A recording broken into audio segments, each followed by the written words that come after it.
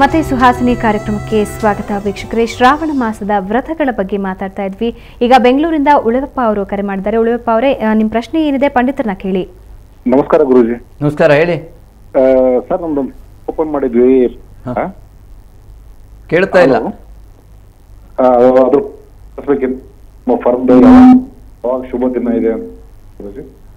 ನೋಡಿ, ನಾಳೆ ಗುರುವಾರ ದಿವಸ, ಈಗ ಇವತ್ತು ಶುಕ್ರವಾರ, ಇವತ್ತಿಗೆ 7ನೇ ದಿವಸ ಗುರುವಾರ ದಿವಸ ಅಥವಾ 10ನೇ ತಾರೀಕು ಒಳ್ಳೆಯ ದಿವಸ. ಶ್ರಾವಣ ಮಾಸದಲ್ಲಿ ಎಲ್ಲವೂ ಒಳ್ಳೆಯ ದಿವಸನೇ, ಆದರೆ ಬೇರೆ ಬೇರೆ ಕಾರ್ಯಗಳಿಗೆ ಬೇರೆ ಪೂಜೆ ಪುನಸ್ಕಾರ ಮಾಡಲಿಕ್ಕೆ ಎಲ್ಲ ದಿವಸನೂ ಒಳ್ಳೆಯ ದಿವಸ. ಆದರೆ ಸ್ಪೆಷಲ್ಲಾಗಿ ಯಾವುದೋ ಒಂದು ಮನೆಯನ್ನು ಗೃಹ ಪ್ರವೇಶ ಮಾಡಬೇಕು ಅಥವಾ ಯಾವುದೋ ಒಂದು ನಾಮಕರಣ ಮಾಡಬೇಕು ಅಥವಾ ಇನ್ನಿತರ ವಿಶೇಷ ಉದ್ಯಮ ಆರಂಭ ಮಾಡಬೇಕು ಅಂದರೆ ನಾವು ನೇರ ಇಂಥ ದಿವಸ ಒಳ್ಳೆಯದು ಒಳ್ಳಿಕ್ಕೆ ಬರಲ್ಲ. ಯಾವ ಕರ್ತೃ ಅವರಿಗೆ ತಾರಾನುಕೂಲ ಇರಬೇಕು. ನನಗೆ ತಾರಾನುಕೂಲ ಇದ್ದಾಗ ನಿಮಗಿರೋದಿಲ್ಲ. ಜಾತದಲ್ಲಿ ಹೇಗಿದೆ ಅಂದರೆ, ಇವತ್ತು ನನಗೆ ತಾರಾನುಕೂಲ ಇದೆ ಅಂದರೆ ನಿಮ್ಮ ನಕ್ಷತ್ರಕ್ಕೆ ತಾರಾನುಕೂಲ ಇರೋದಿಲ್ಲ. ಅವನ್ನೆಲ್ಲ ನೀವು ಪ್ರತ್ಯೇಕವಾಗಿ ಸಾಮಾನ್ಯವಾಗಿ ಹತ್ತಿರ ಇರುವಂಥ ಪುರೋಹಿತರ ಹತ್ರ ನಿಮ್ಮ ನಕ್ಷತ್ರಕ್ಕೆ ಅನುಕೂಲ ತಾರಾನುಕೂಲ ಇದ್ದ ದಿವಸವನ್ನು ನೋಡಿ ಮಾಡಿ, ಒಳ್ಳೆಯದಾಗಲಿ. ಈಗ ಚಿಂತಾಮಣಿಯಿಂದ ಭಾರತಿ ಕರೆ ಮಾಡ್ತಾರೆ. ಭಾರತಿ, ನಿಮ್ಮ ಪ್ರಶ್ನೆ ಏನೋ ಪಂಡಿತರನ್ನ ಕೇಳಿ. ಹಲೋ ಗುರುಜಿ. ನಮಸ್ಕಾರ ಗುರುಜಿ. ನಮಸ್ಕಾರ, ಹೇಳಿ. ಗುರುಜಿ, ನಮ್ಮ ಯಜಮಾನ್ರ ಬಗ್ಗೆ ಕೇಳ್ಬೇಕು. ಅವ್ರು ಹುಟ್ಟಿದ ದಿನಾಂಕ ಗೊತ್ತಿಲ್ಲ ಗುರುಜಿ. ನಾಳೆ ಬೆಳಿಗ್ಗೆ ಜಾತಕ ಫಲದಲ್ಲಿ ತಿಳ್ಕೊಳ್ಳಿ ಅದನ್ನು. ಯಾಕಂದರೆ ಇದು ಸುವಾಸಿನಿ ಕಾರ್ಯಕ್ರಮ. ಕೇವಲ ಹೆಂಗಸರು, ಮದುವೆ ಆಗದೇ ಇದ್ದವರು, ಮದುವೆ ಆದಂಥವರು, ಸಂತಾನದ ಬಗ್ಗೆ ಮತ್ತು ವಿಶೇಷ ಪೂಜೆ ಮಾಡುವ ಬಗ್ಗೆ ಮಾತ್ರ ಈ ಕಾರ್ಯಕ್ರಮ. ಜಾತಕ ಫಲ ಅಂತ ನಾಳೆ ಬೆಳಿಗ್ಗೆ 7:15 ಆಗುತ್ತೆ, ಅದರಲ್ಲಿ ಕರೆ ಮಾಡಿ. ಪಂಡಿತರೆ, ಇವಾಗ ಜೀವಂತಿಕಾ ವ್ರತದ ಬಗ್ಗೆ ಮಾತಾಡ್ತಾ ಇದ್ರಿ. ಇವಾಗ ಅದರ ಆಚರಣೆ ಮಾಡಬೇಕು ಅಂದ್ರೆ ಅದಕ್ಕೆ ಆದಂತಹ ಷರತ್ತುಗಳೇನಾದ್ರೂ ಇದೆಯಾ? ಅಂದ್ರೆ ಒಂದು ಸಲ ಪ್ರಾರಂಭ ಮಾಡಿದವರು ಇಷ್ಟು ವರ್ಷ ಮಾಡಬೇಕು ಅಂತ ಆ ಥರ ಏನಾದರೂ ಷರತ್ತುಗಳು? ಸಾಮಾನ್ಯವಾಗಿ ವ್ರತಗಳು ಯಾವಾಗಲೂ 24 ಮಾಡಬೇಕು. ಯಾಕಂದರೆ ತತ್ವಗಳು 24, ಒಟ್ಟು 25ನೇ ತತ್ವಕ್ಕೆ ಎಲ್ಲ ವ್ರತವನ್ನು 25ನೇದಕ್ಕೆ ಉದ್ಯಾಪನೆ ಮಾಡಬೇಕು. 24 ತತ್ವಗಳಿದೆ. ಆ ತತ್ವಗಳು ಎಲ್ಲಿದೆ ಕೇಳಿದ್ರೆ ನಮ್ಮ ಶರೀರದಲ್ಲೇ ಇದೆ, ಹೊರಗಡೆಗಲ್ಲ.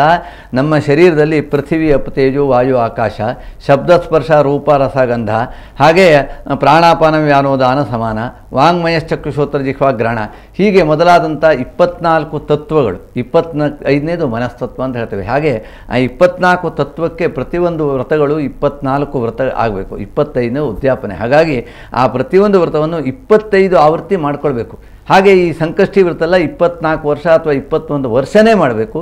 ಈ ಶ್ರಾವಣದಲ್ಲಿ ಮಾಡುವಂಥದ್ದು ಪ್ರತಿ ಶುಕ್ರವಾರ, ಶ್ರಾವಣದಲ್ಲಿ 4 ಶುಕ್ರವಾರ ಮಾಡಿದ್ರೆ 5 ವರ್ಷಕ್ಕೆ 4 5 20, 6ನೇ ವರ್ಷದಲ್ಲಿ ಅಧ್ಯಾಪನೆ ಮಾಡಬೇಕು. ಜೀವಂತಿಕಾ ವ್ರತ ಅಂದರೆ ಪ್ರತಿ ಶ್ರಾವಣದ ಶುಕ್ರವಾರವಾದಂಥ 20ನೇ ದಿನ ಆಚರಣೆ ಮಾಡುವಂಥ ವ್ರತ ಅದು.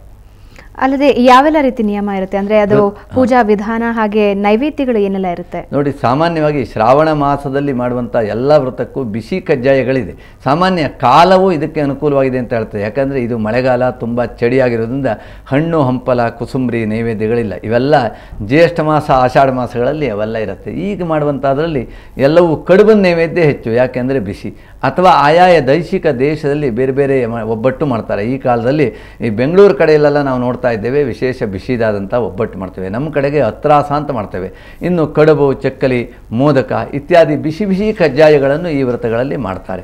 ಅದನ್ನು ಮಾಡುವ ನೈವೇದ್ಯ ಸಾಂಪ್ರದಾಯಿಕವಾಗಿ ಯಾವ್ಯಾವ ಭಾಗದಲ್ಲಿ ಯಾವ ಕಜ್ಜಾಯಕ್ಕೆ ಮಹತ್ವ ಇದೆಯೋ ಆ ಕಜ್ಜಾಯವನ್ನು ಮಾಡಿ ನೈವೇದ್ಯ ಮಾಡಬೇಕು. ವ್ರತ ಅಂದರೆ ಸೂರ್ಯೋದಯಕ್ಕಿಂತ ಮೊದಲಿಗೆ ಆರಂಭವಾಗಿ ಚಂದ್ರೋದಯ ಆದಮೇಲೆ ಮುಗಿಸುವಂಥದ್ದು ವ್ರತ. ಆದ್ದರಿಂದ ಈ ಒಂದು ಮಾಸದಲ್ಲಿ ಸೂರ್ಯೋದಯಕ್ಕಿಂತ ಪ್ರಾರಂಭದಲ್ಲಿ, ಸೂರ್ಯೋದಯಕ್ಕಿಂತ ಮೊದಲೇ ಎದ್ದು ಸ್ನಾನ ಮಾಡಿ ಕಲಶಾದಿಗಳನ್ನು ಮಾಡಿ ರಂಗೋಲಿಯನ್ನು ಹಾಕಿ ತೊಳಿಲು ತೋರಣವಿಟ್ಟು ಎಲ್ಲ ವ್ರತಗಳಿಗೂ ಆ ಹೆಸರು ಮಾತ್ರ ಬೇರೆ ವಿನಃ ಪೂಜಾ ವಿಧಿ ವಿಧಾನಗಳು ಒಂದೇ ಇರುತ್ತೆ, ನೈವೇದ್ಯಗಳೆಲ್ಲ ಒಂದೇ ಇರುತ್ತೆ, ಮಾಡುವಂಥ ಉಪವಾಸದ ಪದ್ಧತಿಗಳೆಲ್ಲ ಒಂದೇ ಇರುತ್ತೆ. ಇನ್ನು 16 ಸೋಮವಾರ ವ್ರತ ಅಂತಿದೆ, ಅದರಲ್ಲಿ ಉಪ್ಪಿನ ನೈವೇದ್ಯಗಳಿಲ್ಲ ಅಥವಾ ಉಪ್ಪಿನ ಕಜ್ಜಾಯ ಇಲ್ಲ. ಸೀಮಂತಿನಿ ವ್ರತ ಅಂತಿದೆ, ಅದರಲ್ಲಿ ಹುಳಿಯ ನೈವೇದ್ಯಗಳಿಲ್ಲ. ಇದಿಷ್ಟೇ ವಿಶೇಷ. ಓಕೆ, ಈಗ ಬೆಳಗಾವಿಯಿಂದ ದೀಪಾ ಕರೆ ಮಾಡಿದ್ದಾರೆ. ದೀಪಾ, ನಿಮ್ಮ ಪ್ರಶ್ನೆ ಏನೋ ಪಂಡಿತರನ್ನ ಕೇಳಿ. ನಮಸ್ತೆ ಪಂಡಿತರೆ. ನಮಸ್ತೆ, ಹೇಳಿ. ನಮ್ಮ ಪಂಡಿತರೆ, ನಮ್ಮ ಮದುವೆಯಾಗಿ 3 ವರ್ಷ ಆಯ್ತು. ಸರಿ. ಒಂದು ಮಗುವಾಗಿ, ಗಂಡು ಮಗುವಾಗಿ ಹುಟ್ಟಾನೆ ತೀರ್ ಹೋಯ್ತದ ನಮ್ಗೆ. ಸರಿ ಸರಿ. ಆಗಿಂದ ಮತ್ತೆ ನಮ್ಗೆ ಸಂತಾನ ಬಗ್ಗೆ ಬಂದಿಲ್ಲ. ಅದಕ್ಕಾಗಿ ನಾವು ಏನ್ ಮಾಡಿ ನೋಡಿ, ನಿಮ್ಮ ಹುಟ್ಟಿದ ತಾರೀಖನ್ನು ಹೇಳ್ಬೇಡಿ, ತಾರೀಕು ತಿಂಗಳುಗಳನ್ನು ಹೇಳಿ. ನಮ್ದು 9/10/86. 9/10. 1986. ಸಮಯ ಹೇಳಿ. ಬೆಳಿಗ್ಗೆ 4:55. ಯಾವ ಊರಲ್ಲಿ ಹುಟ್ಟಿದ್ರಿ? ಅದು ಗೊತ್ತಿಲ್ಲ ಗುರುಗಳೇ, ಸಾಮ್ರಾಣೆ ಇರ್ಬೋದು. ಸರಿ ಸರಿ, ನೋಡೋಣ. ಈ ಮದುವೆಯಾಗಿ ಎಷ್ಟು 3 ವರ್ಷ ಆಯ್ತಾ? 3 ವರ್ಷ ಆಯ್ತು. ಏಪ್ರಿಲ್ 18, 2008. ಹಾಂ ಸರಿ, ಮದುವೆಯಾದ ಮುಹೂರ್ತಗಳು ಬೇಡ. ಈ ಸಂತಾನಕ್ಕೆ ನಿಮ್ಮ ಜಾತದಲ್ಲಿ 5ನೇ ಮನೆಯಲ್ಲಿ ಚಂದ್ರ ಇದ್ದಾನೆ, ಸಂತಾನ ಯೋಗ ಇದೆ, ಸಂತತಿಯನ್ನು ಕೊಡುವವನು ಚಂದ್ರನೇ. ವಿತರತಿ ವಿಪುಲಾಂ ಸಂತತಿಂ ಶೀತರಶ್ಮಿ ಹೇಳಿದ್ದಾನೆ. ಒಂದಲ್ಲ ಎರಡಲ್ಲ 10 ಸಂತತಿಗಳನ್ನು ಕೊಡುವಂಥವ ಚಂದ್ರ. ಇವತ್ತಿನ ಕಾಲದಲ್ಲಿ ಅಷ್ಟೇ ಯಾರಿಗೂ ಬೇಕಾಗಿಲ್ಲ, ಆಗುವಂಥದ್ದು ಒಂದೇ ಸರಿಯಾಗಿದ್ದರೆ ಸಾಕು. ಆದರೆ ನಿಮ್ಮ ಜಾತದಲ್ಲಿ ಸಂತಾನ ಭಾವವನ್ನು ಕೊಡುವ ಚಂದ್ರನಾದರೂ ಸಂತಾನ ಹರಣ ಮಾಡುವ ಶನಿ ಇದ್ದಾನೆ, ಅದಕ್ಕೋಸ್ಕರವಾಗಿ ತೊಂದರೆ ಆಗ್ತಾ ಇದೆ. ಹಾಗಾಗಿ ಶನಿಗೆ ಉದ್ದೇಶ ರುದ್ರ ತಿಲಹೋಮ. ಈಗಾಗಲೇ ಒಂದು ಸಂತಾನವು ನಾಶವಾಗಿದೆ ಅಂತಾಯಿತು.